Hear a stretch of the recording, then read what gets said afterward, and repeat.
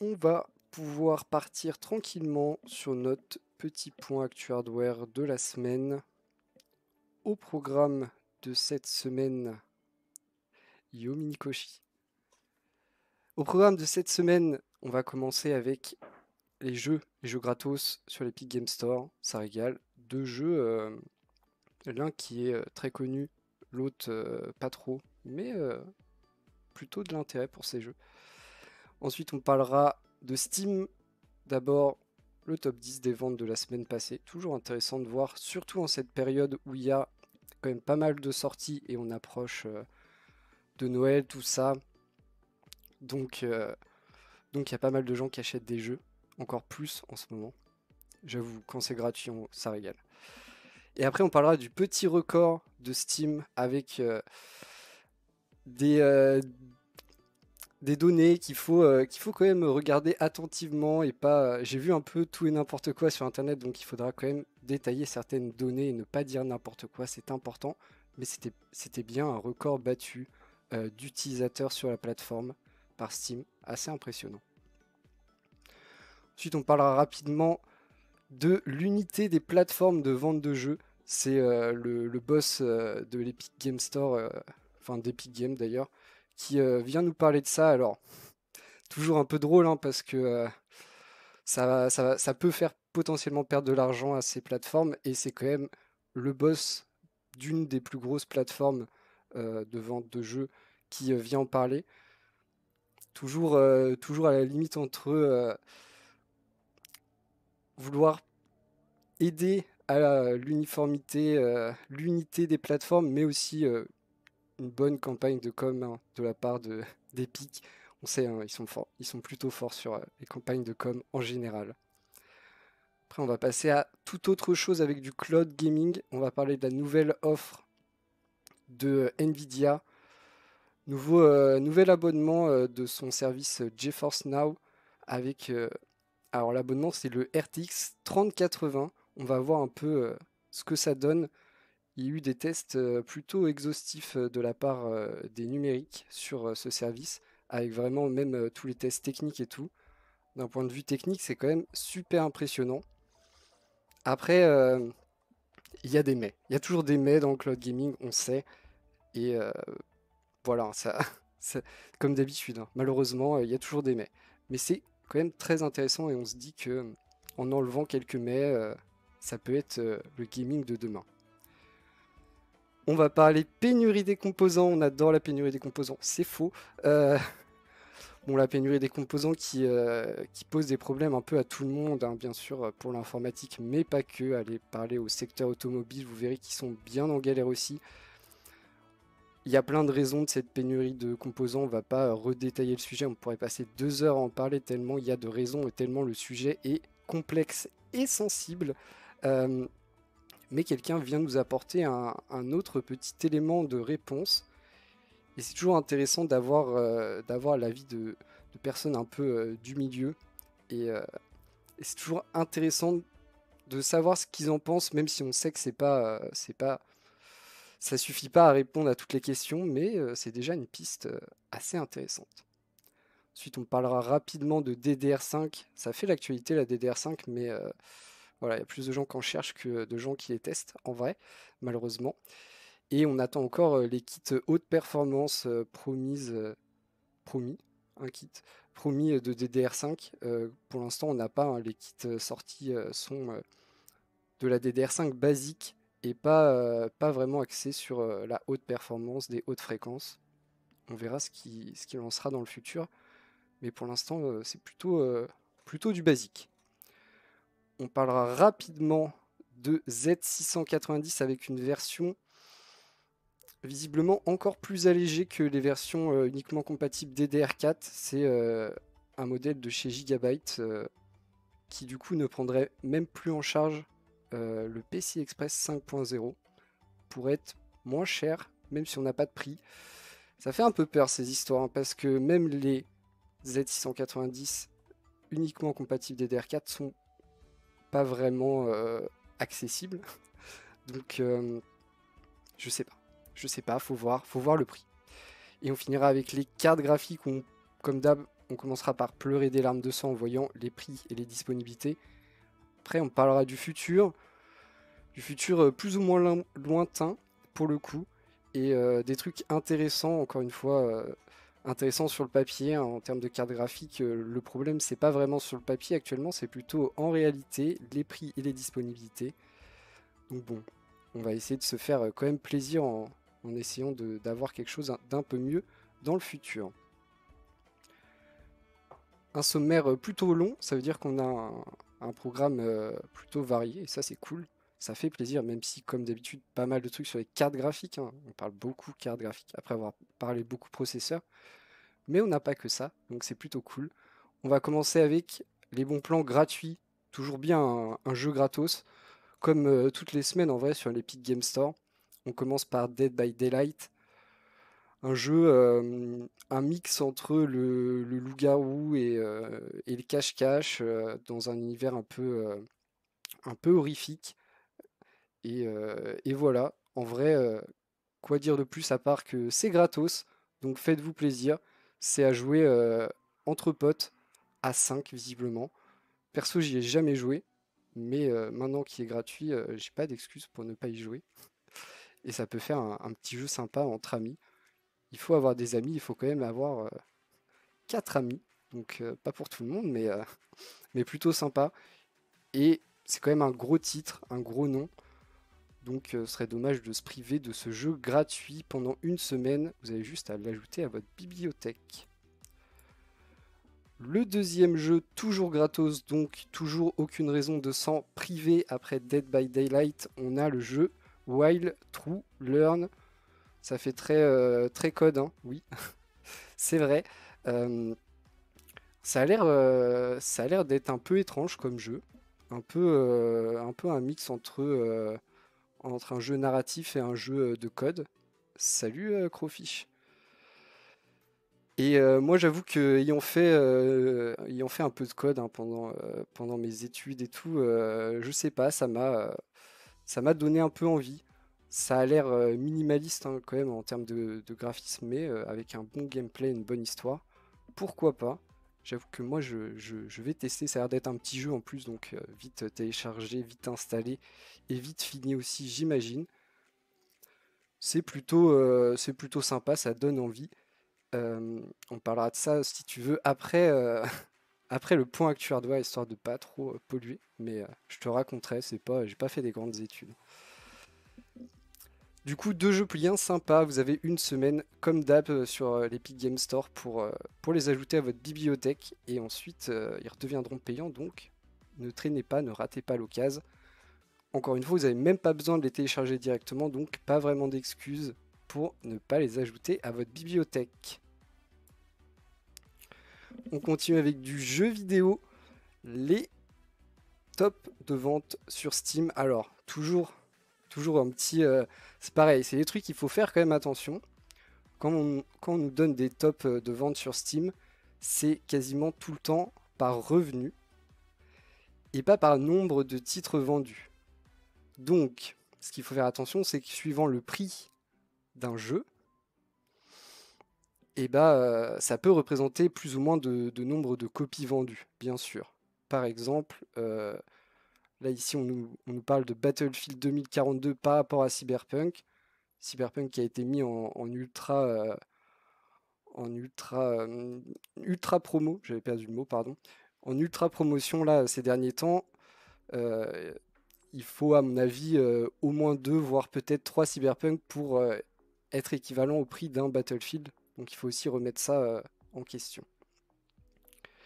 Mais le premier, et ça c'est assez étonnant, c'est Farming Simulator. J'avoue que c'est assez fou, hein. C'est sorti, moi je l'ai vu en début de semaine, cette histoire de Farming Simulator, top 1 des ventes, devant Battlefield, devant Cyberpunk qui s'est vendu par, par palette. Vraiment il était bradé, hein, Cyberpunk. C'était un peu triste à voir. Et Farming Simulator qui vient juste de sortir, qui est plein tarif et qui se vend incroyablement bien. Il est disponible que sur PC aussi, mais moi, je suis assez étonné de voir qu'il y a une telle communauté derrière ce jeu. Après, jeu incroyable, hein, mais, mais visiblement, voilà, hein, pas du tout un marché de niche, hein, vraiment beaucoup de joueurs. Et bah, je suis étonné. Je suis étonné. C'est improbable. C'est ça, c'est effectivement ça le bon mot. C'est pas impossible, effectivement. Ça reste un bon jeu avec son univers, avec ses mécaniques et son gameplay. Un jeu qui est par contre très travaillé. Ça, on peut pas. On aime ou pas l'univers, mais c'est un jeu qui est vraiment travaillé. On voit qu'il y a du boulot de développement derrière. Pour être top 1 des ventes Steam sur une semaine, c'est quand même fort. Félicitations à tous les joueurs de Farming Simulator. Vous êtes visiblement les boss du game. On continue toujours dans Steam avec un record, un nouveau record pour Steam. 27 millions de joueurs connectés simultanément. Ça fait quand même pas mal de monde tout ça. Le précédent record, il était de 25 millions et des poussières, donc quand même bien battu, hein. C'est pas, on n'a pas grappillé quelques centaines ou milliers de joueurs, hein. On est quand même allé chercher plus de 1,5 million de joueurs connectés à la plateforme simultanément. Et c'est un peu ça. Je me suis baladé un peu sur différents articles qui parlaient de ça, et on voit que tout le monde n'est pas rigoureux dans ces termes, dans ces recherches. Certains ont écrit qu'il y avait 27 millions de joueurs en jeu. Non, en fait, il y avait, comme le montre le petit graphique, hein, on l'a. Donc on a les 27 millions d'utilisateurs connectés et seulement 7,8 millions de joueurs en jeu. Pas 27 millions de joueurs en jeu. Ça aurait été incroyable, hein, 27 millions de joueurs en jeu en même temps sur la plateforme Steam. Mais non.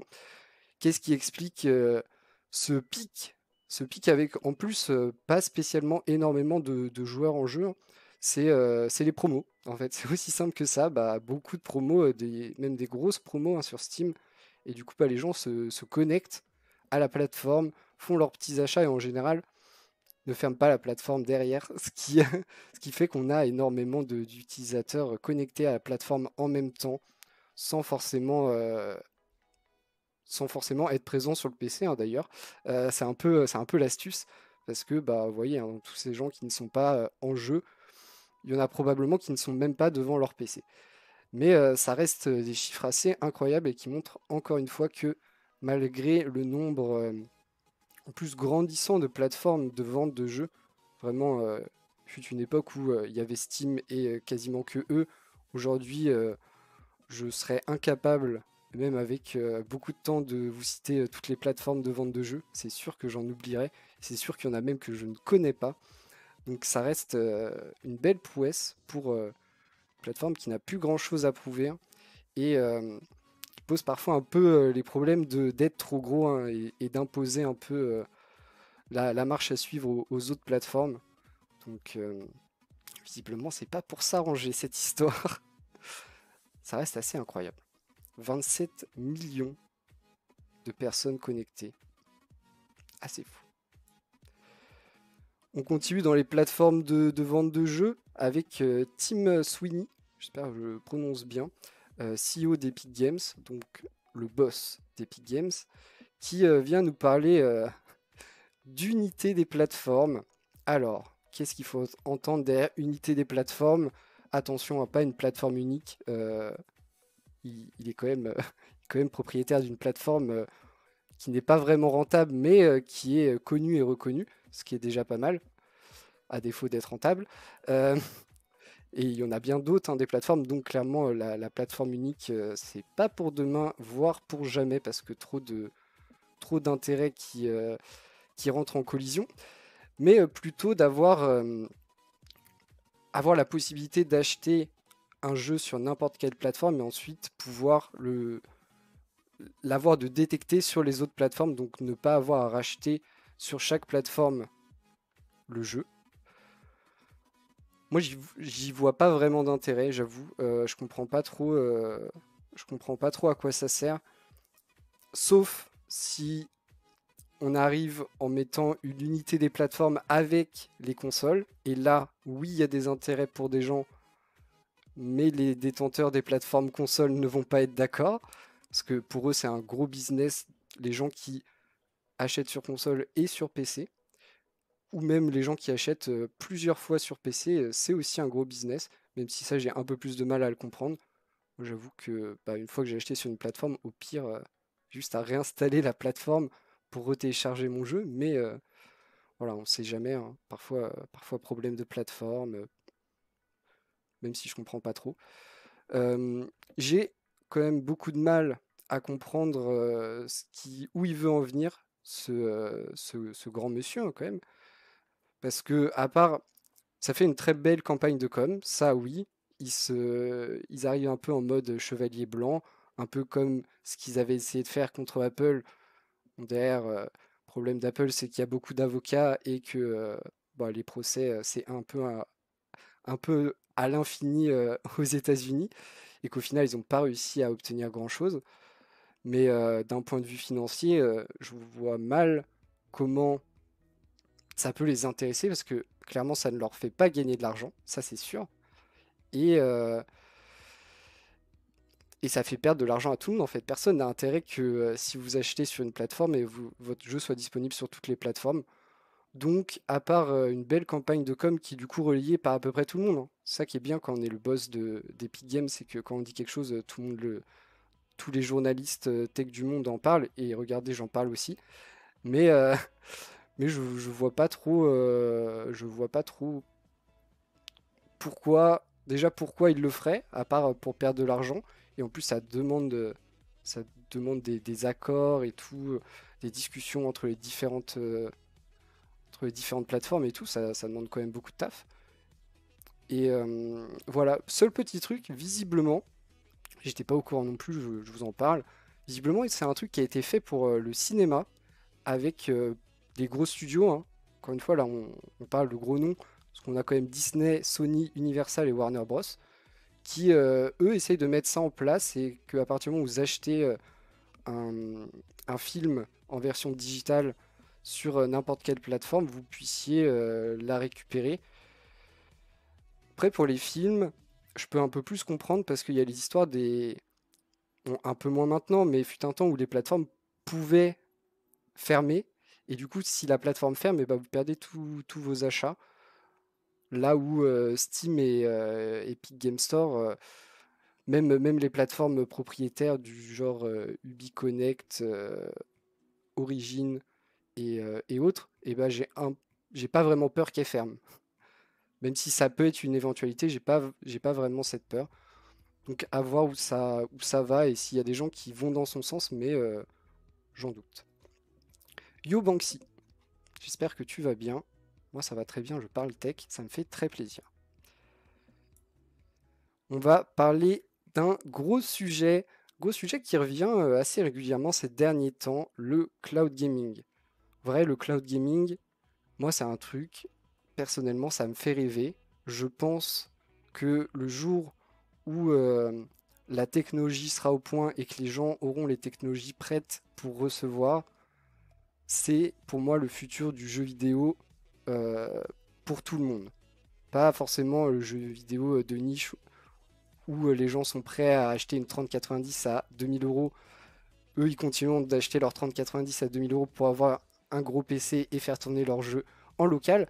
Mais pour le commun des mortels, tous les gens qui, à l'heure actuelle, je sais pas, jouent à Candy Crush sur téléphone, attention, hein, c'est pas méchant, hein, mais il y a beaucoup plus de gens qui jouent à Candy Crush sur téléphone que de gens qui achètent une 3090.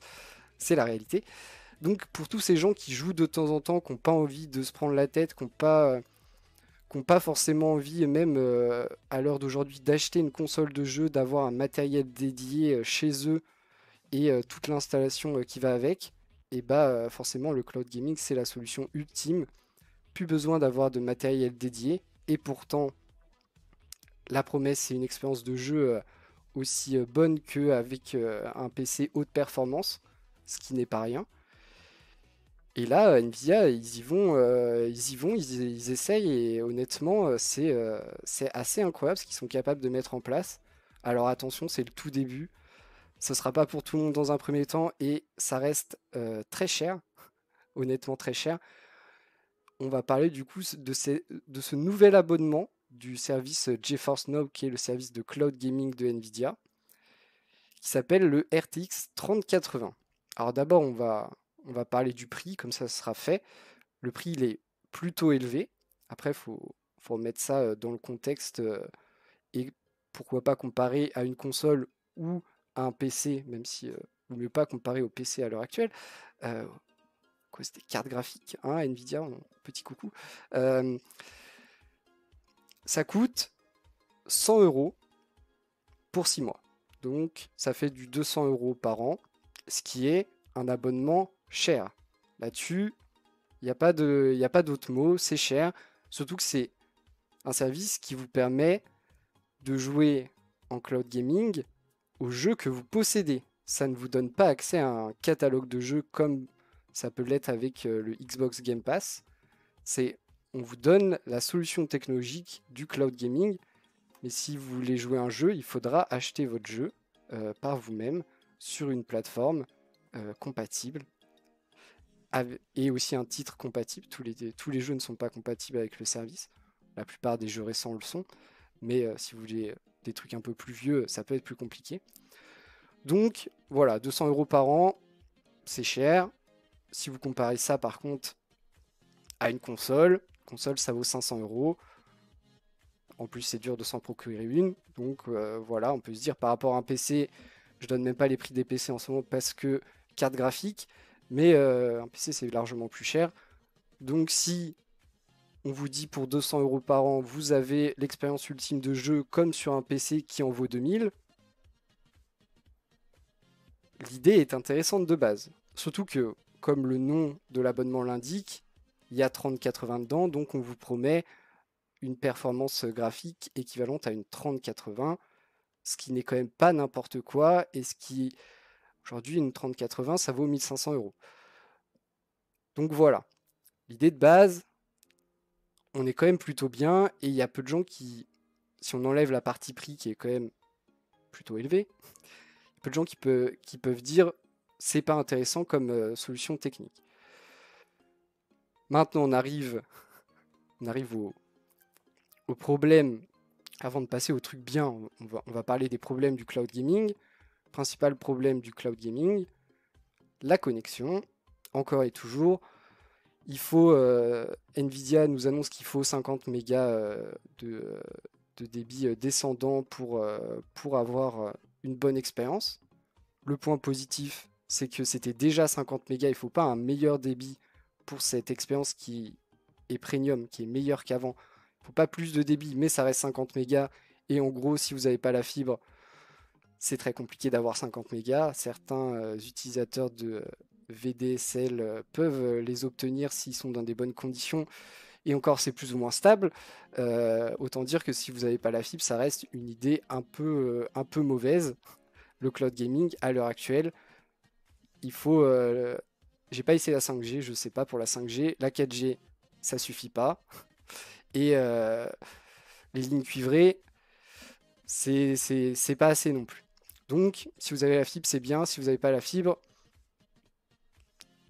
moyen. À éviter. Maintenant, la promesse de ce nouveau service, parce que service GeForce Now n'est pas nouveau, il existait déjà. Dans un premier temps, il avait été limité à du 720p en définition. Dans un second temps, on a réussi à aller jusqu'au Full HD, donc 1080p. On arrive à des définitions plus agréables. Le 720p, ça commence à être compliqué à notre époque. Le Full HD, c'est déjà pas mal. Bien sûr, l'expérience ultime de jeu sur PC, c'est pas du Full HD. On a envie de grappiller un peu plus. On a envie d'aller jusqu'au 1440p, ce qui est le cas maintenant avec ce nouvel abonnement. Et on va encore plus loin parce qu'on va 1440p 120 Hz sur PC et on va chercher la 4K du coup à 60 Hz pour les télés via certains appareils compatibles, pas tous, ça va être aussi ça un des problèmes dans un premier temps. Donc on upgrade 1440p sur PC 120 Hz, 4K 60 Hz sur télé. Là on commence à parler du vrai gaming. Pour tout le monde, encore une fois. Pas dans un premier temps avec le prix, mais dans un second temps, oui. Ensuite, ce qui nous intéresse, c'est de savoir comment ça marche, si ça marche bien techniquement. Et pour ça, quoi de mieux que faire des tests de latence? C'est un peu chiant, mais ça nous montre vite est-ce que l'expérience va être fluide ou pas. Et ça, c'est quand même très important pour du cloud gaming, sachant que ça passe par le réseau et ça peut nous embêter un peu dès qu'il y a un peu de latence, un peu trop de latence. L'expérience est quand même vite déstabilisante et pas forcément sympa. Je retrouve pas la latence forcément, si c'est là. Donc, bim, la latence. Et ce qui est fou, là on compare, attention, là on compare le cloud gaming et le PC en local. Attention, on a la latence. Et vous pouvez voir que, bon, avec le V-Sync à 120 Hz, on a une différence de 3 millisecondes en termes de latence totale. Hein. Donc c'est entre le moment où vous appuyez sur la touche et le moment où le personnage fait l'action qui correspond à votre touche. Vous avez une différence de 3 millisecondes entre le PC qui fait tourner le jeu en local et le service de cloud gaming. Ces 3 millisecondes, c'est simple, c'est le temps de réponse serveur de leur installation. Donc c'est leur ping au serveur qui est de 3 millisecondes, qui du coup ne peut pas être compressé parce que voilà, il existe. Donc c'est quand même assez incroyable de voir que la seule différence, c'est votre ping serveur. Donc si vous avez une bonne connexion, vous aurez maximum 20 de ping, donc 20 millisecondes d'écart. 20 millisecondes, ça peut se ressentir, 3, beaucoup moins. C'est déjà, pour le principe technique, c'est déjà assez incroyable. Après, on peut comparer à d'autres parce que du coup, le PC qui fait tourner le jeu en local, lui, c'est le mieux au niveau optimisation de la latence. On peut pas faire mieux. On peut comparer des trucs un peu moins bien optimisés, du genre la Xbox dernière génération, qui fait tourner le jeu en mode de compatibilité, donc c'est un peu de la triche, mais voilà, qui a largement plus. 62 pour le service de cloud gaming, 98 pour la Xbox. On peut comparer à un autre service de cloud gaming qui n'a pas vraiment marché, mais qui a existé. Je ne sais pas s'il existe encore, mais qui a existé. Stadia, qui lui avait 110 millisecondes de latence. Donc on fait presque moitié moins du côté de chez Nvidia, ce qui est plutôt fort.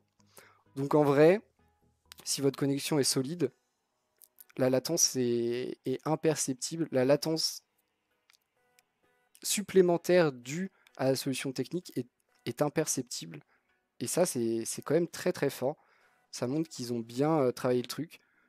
Et même sur des jeux qui sont, on voit ici Rocket League, donc un jeu qui a besoin d'avoir une fluidité maximale vu que c'est un jeu à vocation compétitive, et ben on voit qu'on reste dans des valeurs qui sont très proches du PC. Donc c'est quand même très très fort. Moi, c'est le genre de truc je trouve ça impressionnant qu'ils aient limité au maximum la latence alors que ça va être calculé à distance, tout ça. Je trouve ça plutôt fou.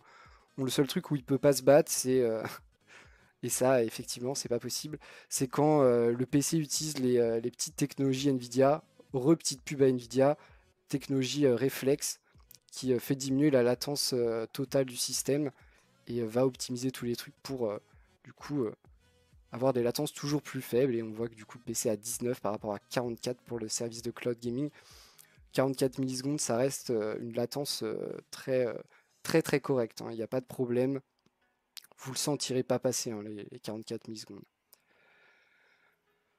Donc voilà, en termes techniques, c'est fou. En termes de visuel, de qualité de l'image, sans avoir augmenté le débit nécessaire, ça aussi c'est fou, hein, parce que du coup on passe quand même du Full HD au 1440p, voire 4K, sans avoir augmenté le débit. Et là-dessus aussi, on est plutôt très propre. Alors, c'est toujours pareil, hein, ce sera jamais aussi beau que, qu'un truc qui fait tourner le jeu en local avec une 3090 qui fait tourner le truc en 4K, machin. Comme par exemple le DLSS ne peut jamais être aussi beau qu'une machine qui a les puissances pour faire tourner le jeu de façon optimale. Mais pour la plupart des gens, c'est pas perceptible. Et même pour un œil entraîné, c'est pas flagrant. Donc c'est quand même très très fort. Le dernier point qui peut être un peu problématique, au-delà du prix de la connexion Internet, quand même, il y a quelques points problématiques. Le prix de la connexion Internet et le fait que ce ne soit pas un catalogue de jeux et vous devez acheter votre jeu, c'est qu'il faut le matériel compatible. Alors c'est à peu près compatible avec tout, mais il y a il y a des petites nuances un peu douilles, sur l'histoire. Parce que du coup, je vous dis que ça pouvait aller jusqu'à de la 4K 60 Hz, mais uniquement, et c'est là que c'est un peu dommage, uniquement avec les boîtiers Shield TV ou Shield TV Pro, boîtiers qui sont à l'heure actuelle très compliqués à trouver. Et, euh, et du coup, c'est un peu le seul moyen d'avoir cette 4K promise. Sinon, il faudra se limiter aux 1400.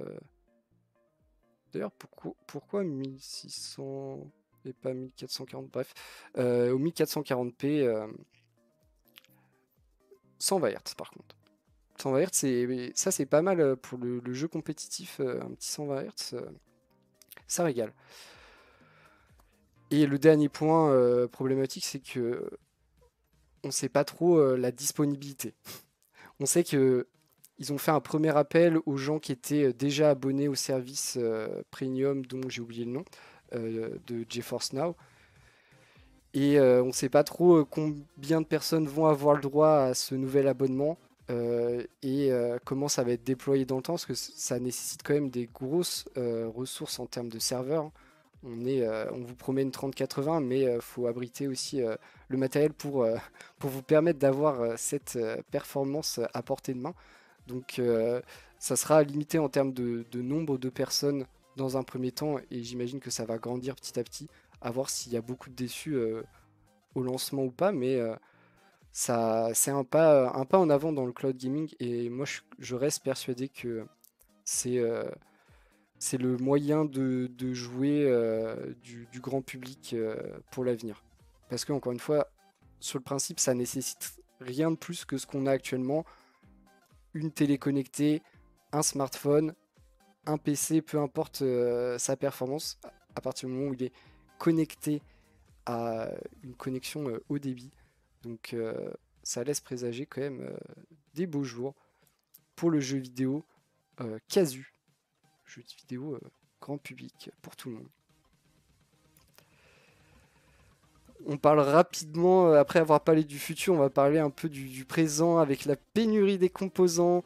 Je vais pas y passer trop longtemps parce que c'est assez triste comme affaire. Juste, on nous avait parlé de la pénurie des composants qui pouvaient toucher le monde des routeurs. C'est bien le cas, hein, mais nous public non professionnel, on s'en fiche un peu, hein, on utilise assez peu les routeurs, on a nos box qui font en général office de routeur et ça suffit pour la plupart des gens. Le monde professionnel a un peu plus besoin de routeurs hein, parce que des installations et des réseaux un peu plus grands à faire. On nous avait informé que déjà, mauvaise nouvelle, hein, si vous vouliez, si en tant que professionnel vous vouliez commander des routeurs, bah, on était passé de 30 semaines de livraison à 60. 60 semaines, ça fait combien de temps Beaucoup trop. Euh, et on nous informe que ça devrait normalement revenir à peu près à la normale d'ici l'été 2022 au niveau de la pénurie mondiale de composants, le temps que des chaînes de production soient enfin refabriquées, remises en place pour pallier le manque qui avait été fait pendant l'arrêt. Mais on nous explique aussi qu'il y a une autre raison de cette pénurie de composants, notamment avec les composants dernière génération.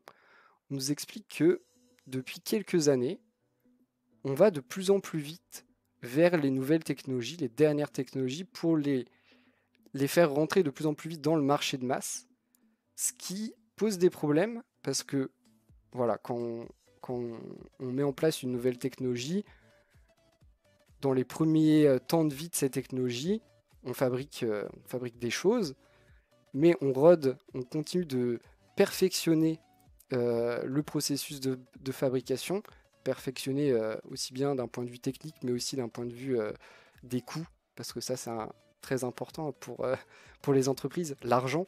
Donc, on fait en sorte que le process soit meilleur, mais aussi, si possible, coûte moins cher et soit reproductible un maximum pour, dans un second temps, étendre la capacité de production une fois que le process de fabrication est au point.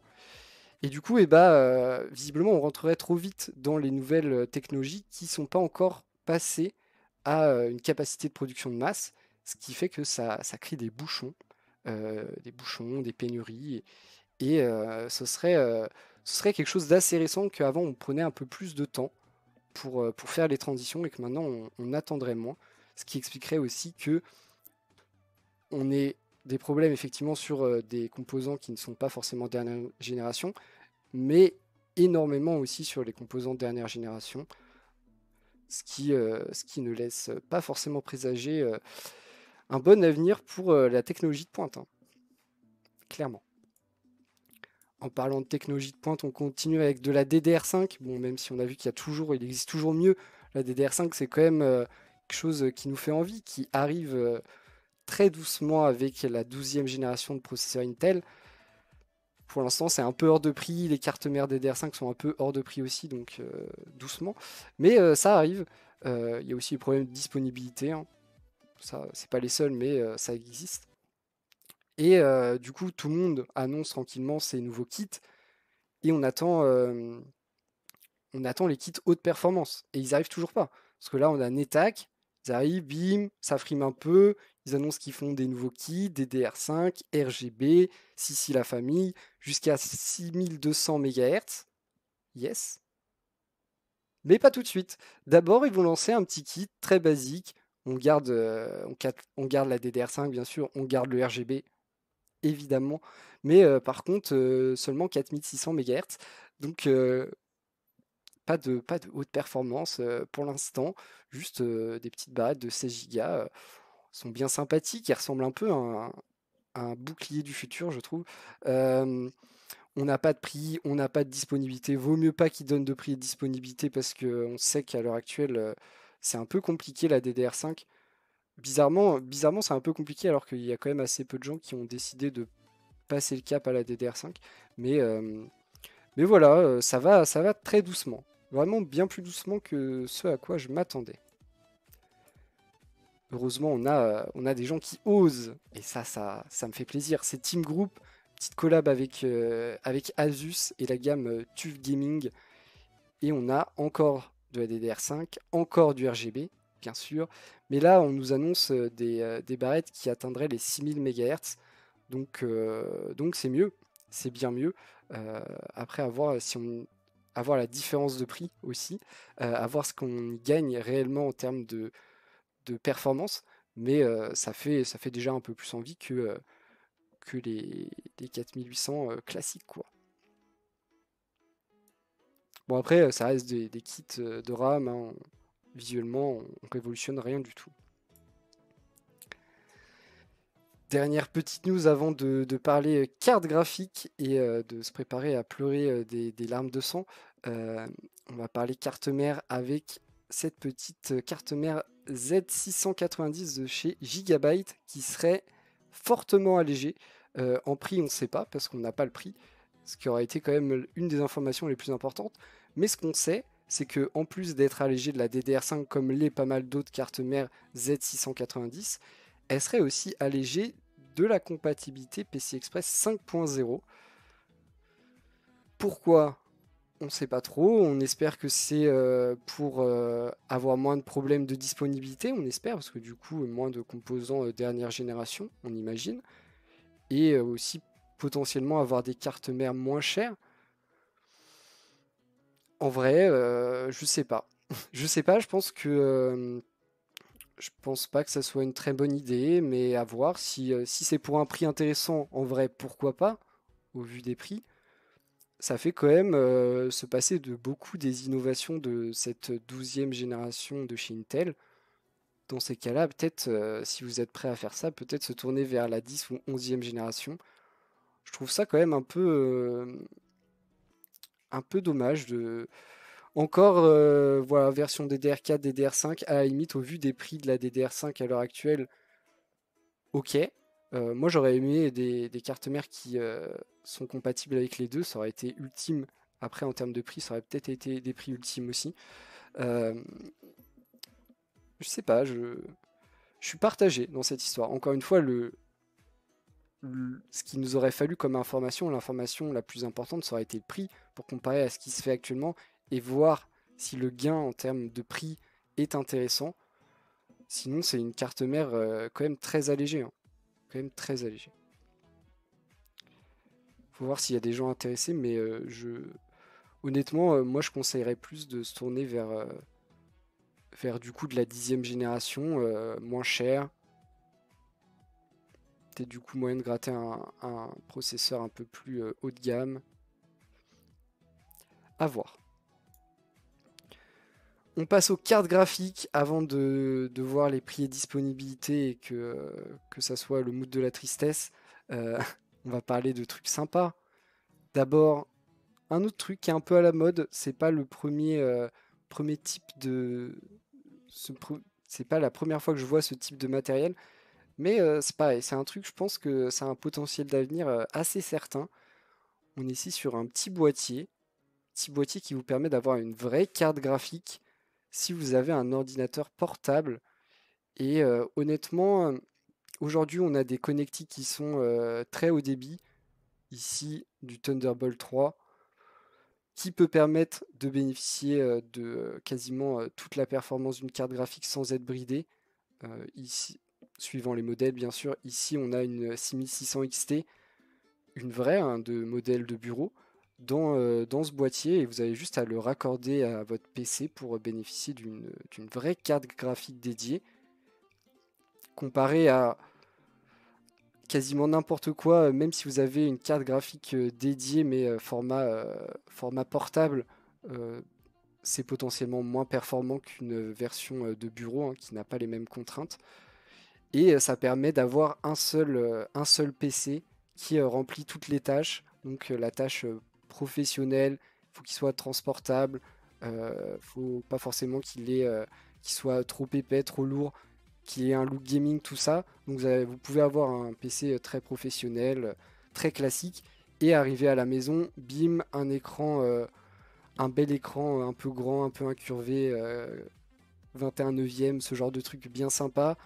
Un petit boîtier comme ça, et c'est parti pour du gaming, comme si vous aviez une grosse tour de jeu, un PC gaming classique.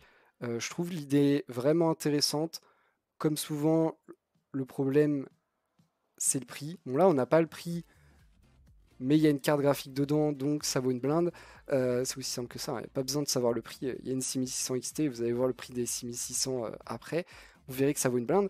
Euh, mais l'idée de base est intéressante. L'idée d'avoir un seul PC et ne pas multiplier les appareils comme on fait actuellement, hein. On a quand même actuellement plus tendance à multiplier les appareils, avoir un smartphone, avoir une tablette, avoir un PC portable, avoir un PC fixe, avoir une télé connectée. Tous ces appareils qui sont en fait des grands écrans, enfin des plus ou moins grands écrans avec plus ou moins d'accessoires, clavier, souris. Euh, mais au final qui remplissent à peu près tout le temps le même type de fonction. Donc dans un monde où les cartes graphiques seraient plus accessibles, je trouve que c'est quand même une très bonne idée et ça permet d'avoir un seul PC qui remplit toutes les fonctions, avoir tout en un, donc grâce à un boîtier externe qui pour l'instant, je crois que c'est Asus qui avait déjà sorti un truc un peu dans le genre. Et si mes souvenirs sont bons, on était sur du boîtier à plus de 600 euros, un truc comme ça, c'était un truc de ouf. Sachant qu'en plus, je crois, dans le boîtier, il n'y avait même pas de carte graphique inclus. Ici, il y a une carte graphique inclus, une 6600 XT, mais j'ai pas de prix à vous donner. En tout cas, je trouve que l'idée est bonne. L'objet est plutôt design. On a des connectiques suffisantes. On a la possibilité de changer la carte graphique aussi, tant que c'est une carte graphique qui consomme pas plus de 350 watts, ce qui permet quand même de mettre pas mal de trucs dedans. Et moi j'aime bien, je trouve que c'est plutôt beau, c'est plutôt fonctionnel et ça remplit un vrai rôle. Par exemple pour les Parisiens qui ont des petits apparts et pas de place. Ça peut être une technique. Alors c'est pas une mini tour, c'est pas une mini tour parce que du coup à l'intérieur il y a juste une carte graphique. C'est uniquement une carte graphique. Sur une mini tour t'as tout. Là t'as une alimentation et une carte graphique. Donc c'est plus petit, plus restreint. Après, potentiellement, ça souffle moins et ça fait moins de bruit, quoi. Parce que sur une mini-tour, on a au moins un ventilateur en plus pour refroidir le processeur. Au minimum.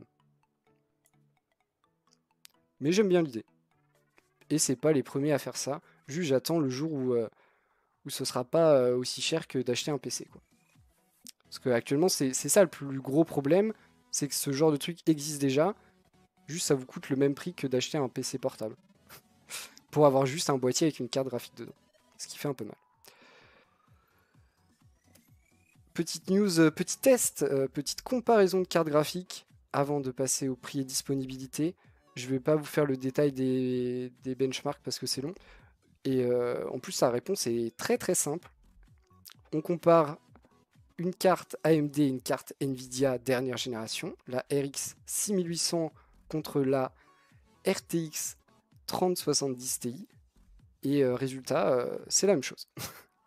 Non, c'est pas exactement la même chose, bien sûr, il y a des petites histoires d'optimisation, mais en vrai, je crois le plus gros écart, c'est 3,5% de différence euh, en termes de performance. Donc en vrai, c'est les mêmes.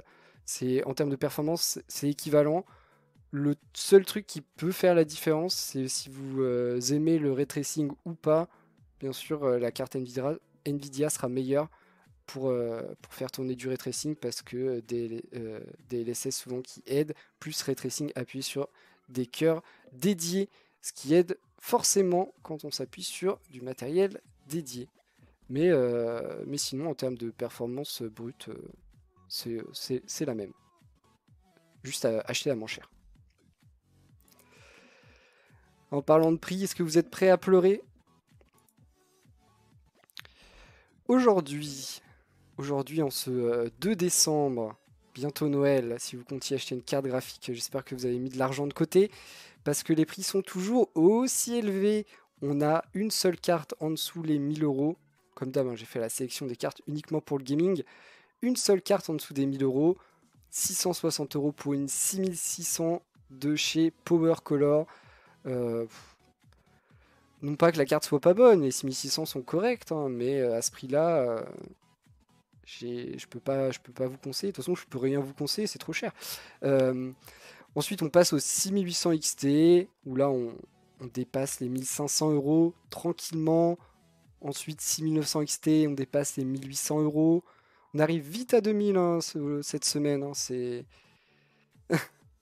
Ouais, moi aussi, je la mettrais sur ma liste au Père Noël pour dans 10 ans. Peut-être que le Père Noël aura réussi à mettre assez d'argent de côté pour me l'offrir. Et après, bah, les 3080 Ti à partir de 1900 euros. Et on peut monter jusqu'à combien? À combien est la plus chère? 2300 pour une 3080 Ti. Même pas de 3090 présente ici. Et pourtant, des cartes qui montent jusqu'à 2300 euros. Cartes qui sont en plus bridées pour le minage de crypto-monnaie, donc qui n'intéressent pas les mineurs. 2300 euros pour une 3080 Ti qui n'est même pas water-coolée, c'est non. C'est non, c'est trop cher, c'est pas possible. Et toujours pas de carte à des prix corrects, mais au moins plus d'anciennes versions, de versions un peu dépassées comme on avait vu avec la 1050 Ti à 240 euros. Alors ça peut paraître pas cher, 240 euros au vu des prix actuels, mais pour une 1050 Ti, c'est indécent. Donc je préfère encore avoir uniquement des cartes dernière génération hors de prix que des cartes dernière et pas dernière génération hors de prix. Voilà. Mais ça reste toujours autant la misère. Essayons de voir un peu l'avenir. Peut-être qu'on aura un peu de mieux. D'abord, les annonces des prochaines sorties Nvidia. On va avoir une RTX 2060 nouvelle version. Alors là, c'est un peu la 2060 Frankenstein, enfin monstre de Frankenstein pour être précis, parce que on prend la puce de la 2060 Super, on lui cale la mémoire de la 2060 classique qu'on double, et hop, ça nous fait notre nouvelle ancienne 2060 toute refaite. En vrai, ils font un peu un mix de la 2060 Super et de la 2060. On ne sait pas trop pourquoi ils ressortent ce modèle. J'imagine que c'est dans un souci de pouvoir fournir des cartes, en fait, parce que là, ça a l'air d'être quand même très compliqué en termes de production. Hein. Enfin, ils en produisent, mais il n'y en a pas assez pour tout le monde. Donc, j'imagine que c'est un moyen de d'augmenter la production via des lignes de prod qui n'étaient plus forcément utilisées ou pas forcément à leur rendement maximal. En termes de performance, ça devrait être plutôt sympa hein, quand même, parce qu'on est quand même sur des cartes plutôt robustes. Hein. La 2060, 2060 Super sont des cartes plutôt très bonnes. Hein. Bien sûr, si vous cherchez des hautes définitions, tout ça, ça peut être un peu compliqué, mais pour du gaming classique, Full HD, même 1440, ça s'en sort plutôt bien.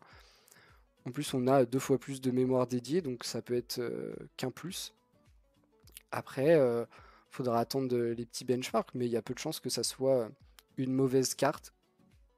Et on a bien sûr les corps dédiés, les corps RTX, donc les Tensor et Ray Tracing, qui sont du coup pour le DLSS, pour le Ray Tracing et toutes les petites technos ajoutées NVIDIA.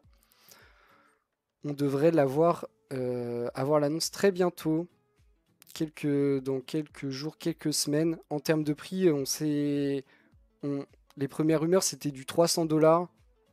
Ça, c'est les prix annoncés par Nvidia, attention, c'est pas les prix forcément pratiqués dans le commerce. Depuis, Nvidia a dit que c'était quand même une version premium de leur 2060, donc on s'attend à 350 $, ce qui est la médiane entre la 2060 et la 2060 Super. On verra si ça peut soulager un peu ces manques de disponibilité et faire baisser un peu ces prix indécents. On prend tout. Hein. On prend tout, sortez là, on verra, on jugera. On dira que c'est une bonne ou une mauvaise idée ensuite. Mais faites quelque chose. Je vous en prie, faites quelque chose. Une autre carte que j'appelais depuis bien trop longtemps, la 3050, enfin pour les ordinateurs de bureau. Elle est sortie Day One hein, pour les ordinateurs portables. Euh, et les possesseurs d'ordinateurs de bureau, on fait quoi? On attend, nous? Oh! Euh, Elle arrive bientôt. Elle sera comme d'hab 3050, 3050 Ti. On a quelques informations dessus. On nous annonce une équivalence. Non. On nous annonce être au-dessus de la 1660 Super. Donc au-dessus par exemple de ma carte graphique actuelle. En plus de ça, RTX donc prise en charge du ray tracing et DLSS et toutes les autres petites technos. Le fameux matériel dédié et les cœurs dédiés. Donc tout ça, ça régale. 8 Go de mémoire vidéo, c'est cool. C'est pas de la mémoire ultra performante non plus, mais c'est cool quand même. Là, on nous montre ça.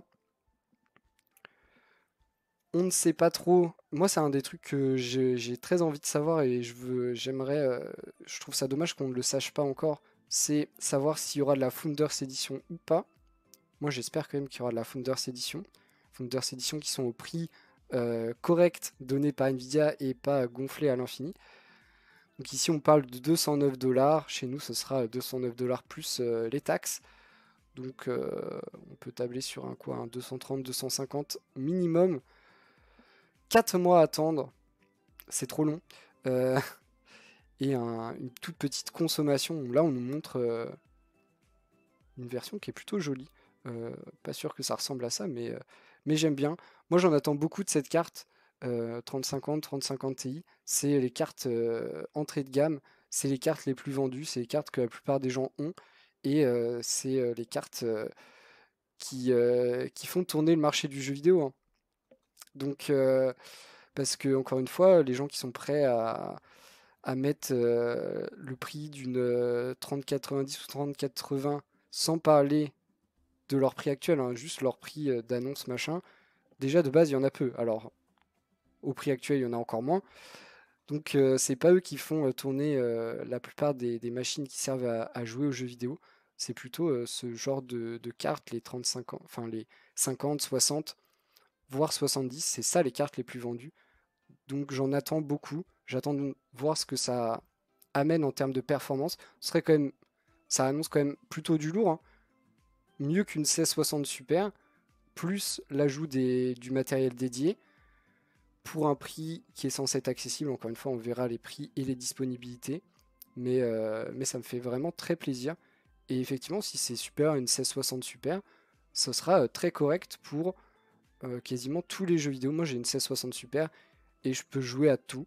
En vrai, je peux jouer à tout en Full HD. Alors après, streamer et jouer, c'est une autre histoire. Mais juste jouer, franchement, il n'y a aucun problème. Donc ça promet des belles heures au gaming sur PC. Encore une fois, si elles sont disponibles, si elles sont à des prix proches des prix annoncés et pas 2 ou 3 fois le prix annoncé. Mais, euh, mais j'aime beaucoup. J'aime beaucoup ces cartes qui, bien sûr, ne vendent pas du rêve d'un point de vue performance, mais d'un point de vue attractivité, ça vend du rêve, hein. Parce que je vous rappelle qu'on vient de voir des 3080 Ti à 2300 euros, hein.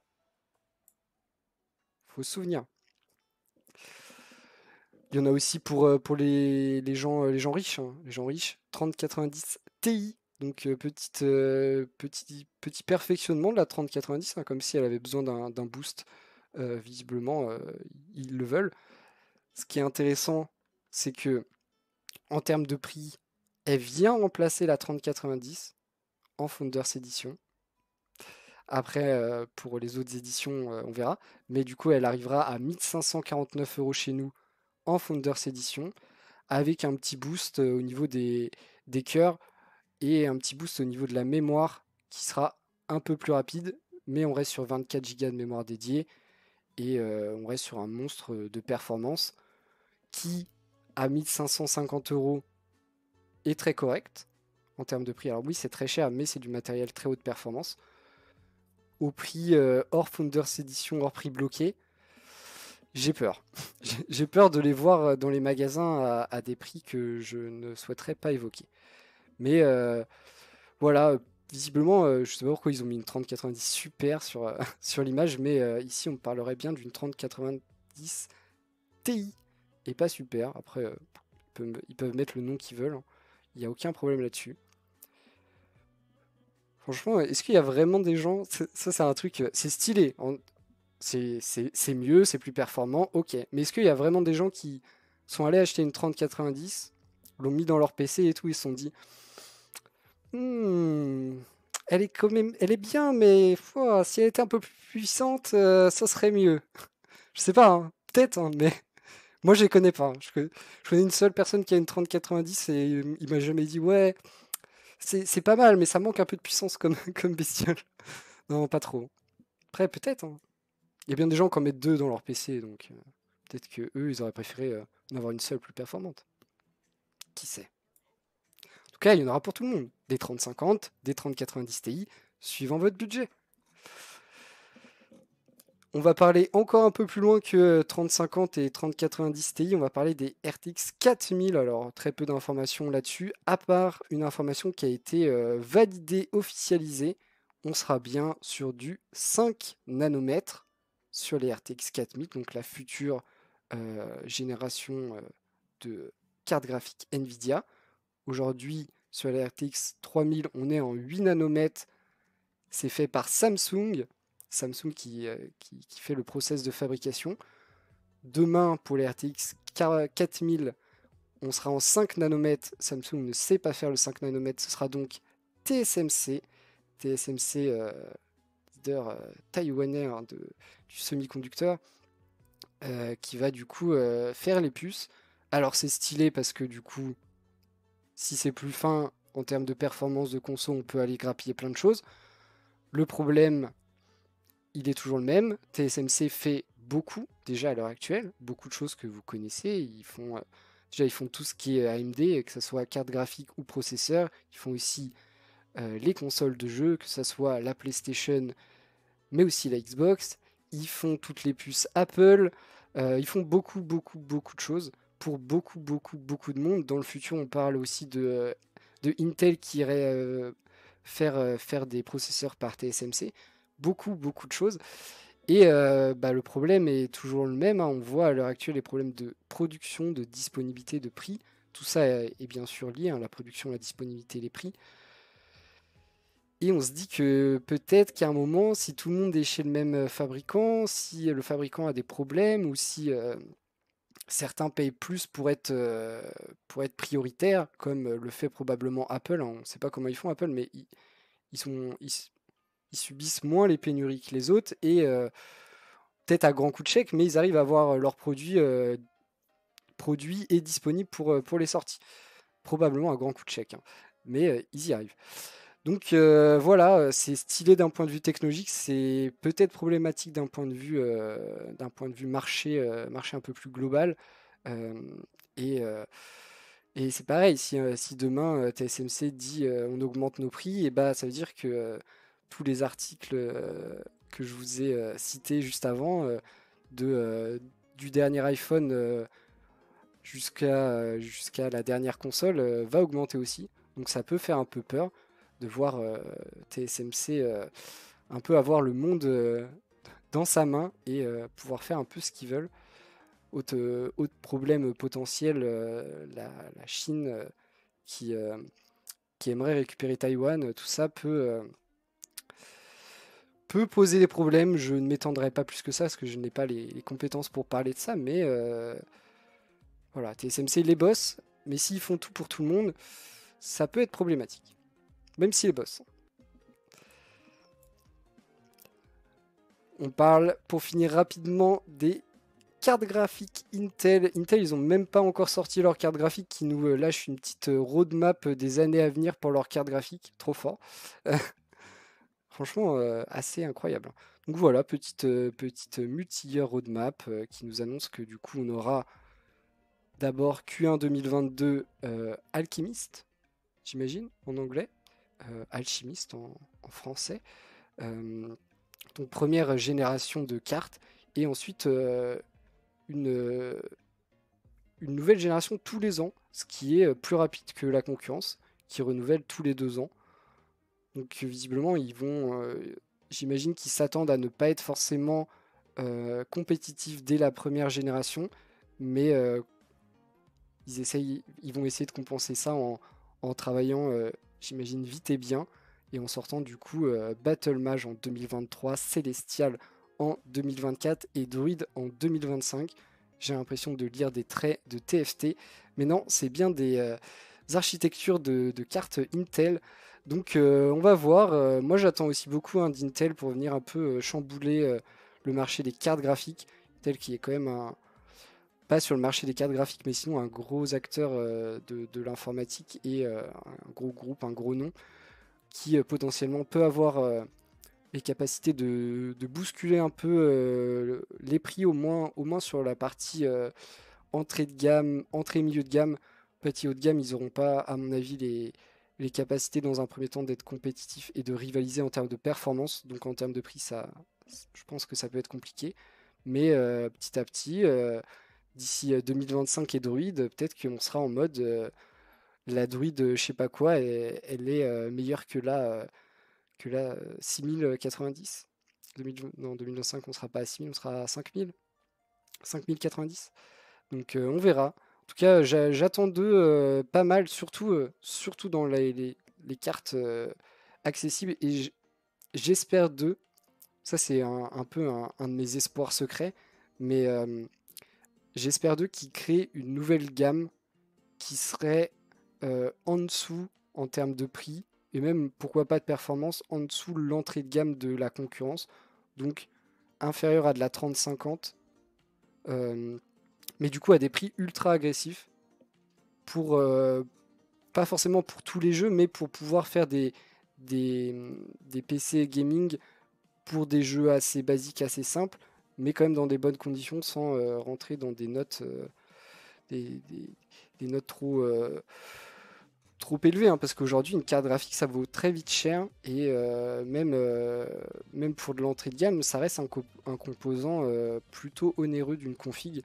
Donc, s'il y avait moyen de, voilà, d'avoir des petites gammes un peu avant, qui ne font pas forcément tourner tous les AAA avec tous les graphismes à fond, mais qui permettent de toucher un peu à tout à un prix très accessible, moi ça me tente bien.